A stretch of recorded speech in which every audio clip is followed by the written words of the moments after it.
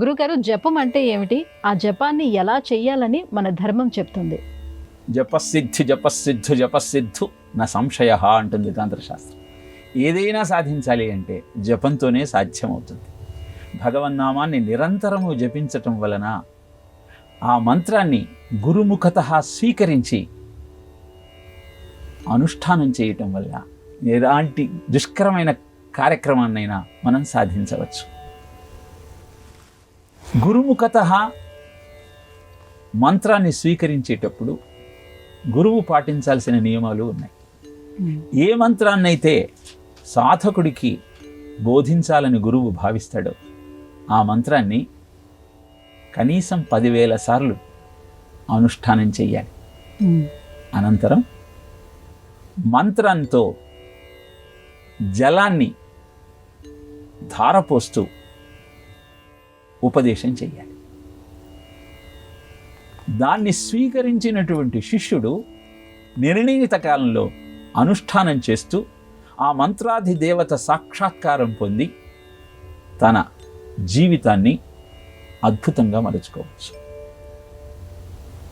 మంత్రాన్ని జలంతో ధారపోయకపోతే గురువు ఆ మంత్రాన్ని వెనక్కి తీసుకోవచ్చు. శిష్యుడు ఆ మంత్రాన్ని దురుపయోగం చేస్తూ ఉంటే ఆ మంత్ర ప్రభావం ఆ శిష్యుడికి సహకరించకుండా వెనక్కి తీసుకునేటువంటి యోచన జలంతో కూడినటువంటి మంత్రోపదేశం చేయని కారణంగా గురువు అవలంబించవచ్చు. మంత్ర అనుష్ఠానాన్ని చేసేటప్పుడు, మంత్రం అంటే శబ్ద స్వరూపమే. శబ్దానికి పర, పశ్యంతి, మధ్యమ, వైఖరి అని 4 స్థితులు ఉంటాయి. వైఖరి అంటే బహిర్గతమైన మాట.